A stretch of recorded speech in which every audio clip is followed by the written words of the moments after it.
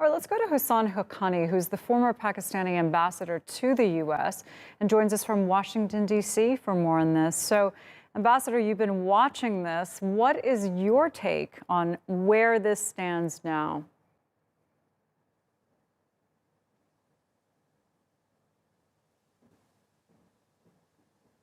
I think that amid this noise, it's difficult to say anything. But let me just say that Pakistan has become a very polarized country. It has become a polarized country because of Imran Khan, who only offered slogans to the country, no policies. The economy is in disarray. As he was leaving, he risked Pakistan's relationship with the United States by saying things that are absolutely not true, and he knows that. He also tried to cast aspersions on the Pakistan military, even though it did not get involved in politics in this stage, although it has always been involved in politics and helped his career in the beginning. So he just offered himself as the solution to all problems instead of offering real solutions. And then he created polarization in the country by creating hatred against the political leaders. Everybody that he did not agree with, he called them either a traitor or an unbeliever, or he called them crooks and looters. And so he actually is responsible for the mess that we are seeing right now, is not following the Constitution. A part of democracy, all that matters is the Parliament. If you lose your majority, you resign and people and ask to support you in the next. Never understood that. So will Pakistan be able to go back to being a parliamentary democracy? Will the new really? Ambassador, we're having trouble hearing you. Your microphone, if there's a microphone on your person, you may need to come closer to it. All right, Ambassador, hopefully you can hear us a little bit better, and I'm hoping we can hear you a little bit better. You were talking before we broke to listen to the speaker about what you saw as the deep polarization in Pakistani politics right now. So the successor that is largely expected to be the next prime minister starting now, what do you expect to see change, if anything?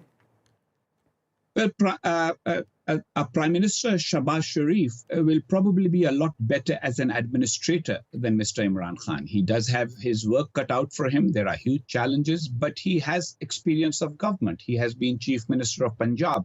He's not just coming from the cricket field and then the agitation field and all of a sudden having the responsibility of governance. That's a huge difference. Secondly, he's not the kind of polarizer that Mr. Imran Khan was. He has faced the same kind of allegations that Imran Khan hurled at everyone. He called somebody a traitor, he called somebody a looter. So Shahbaz Sharif will be a little bit more careful. Secondly, he is going to preside over a coalition. Now, Imran Khan did too, but in his coalition, there were three very, very small parties, and then his party was the single biggest. This time, there will be at least two large parties and then several smaller parties in a coalition. In a situation like that, you just can't be a polarizer. You have to take people with you, and that will bring at least some diminishing effect on the polarization that Imran Khan created. You know, though, when you talk about the kind of polarization that we've seen and the kind of leader that was accepted in the last round in Pakistan, you kind of just want to say, all right, join the club. We're seeing that in countries around the world.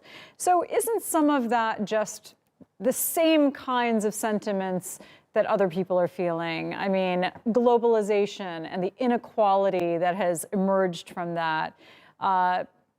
People not finding enough jobs, inflation that has gone up, jobs changing largely to an entirely different sector as society changes and the middle class grows. So is it Pakistani politics, or is it just what the world is going through collectively? Well, the world is going through a phase of populism and demagoguery because it is a much easier option than actually finding solutions to all the problems that you have listed. But I think Pakistan's politics has been particularly very complex. We must remember this is a country that has existed for 74 years. And in that period, it has had 4 direct military coups. It has had several military interventions. It has had 3 constitutions. So it's a very different situation here. Furthermore, Pakistan is not a homogeneous country. It's not a country with one language, one culture.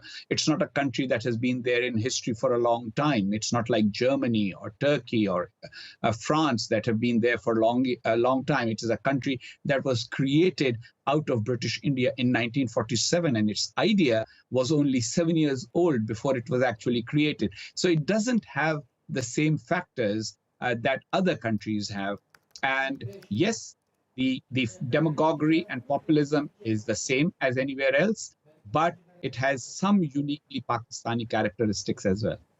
You know, the fact, though, that at no time has a Pakistani prime minister completed their term of office, the fact that this ends this way now, surrounded by controversy, and I know you obviously are not a fan of Imran Khan, but do you see this end for his term as good for the country or bad for the country?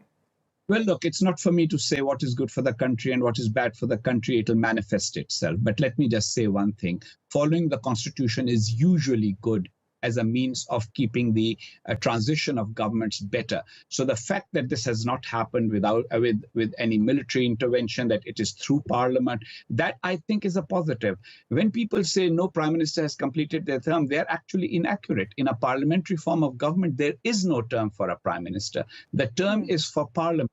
The prime minister is prime minister for as long as he has the support of the majority of Parliament. So in the past, people were removed either through military coups or through forced resignations or through judicial decisions. In this particular instance, it's through a normal constitutional process. And that is a difference that should be borne in mind while saying that no one has completed their term. But that said, I agree with you. It would be much better if Pakistan's prime ministers came into office and left office in a more normal process. I have sometimes written in my books and in my articles the term that Pakistan is not yet a normal country. And this is part of the abnormality, that the change of government is not effortless.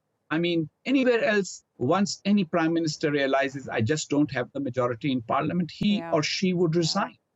Definitely. Here, he did not do that. Absolutely. Well, I think there's a lot to be learned from all of this. It's definitely been something interesting to see. We'll see where this goes next. Ambassador, and to all of our guests, a pleasure to speak to you tonight. Thanks for taking us through this. And that is the news for now. Stay with us.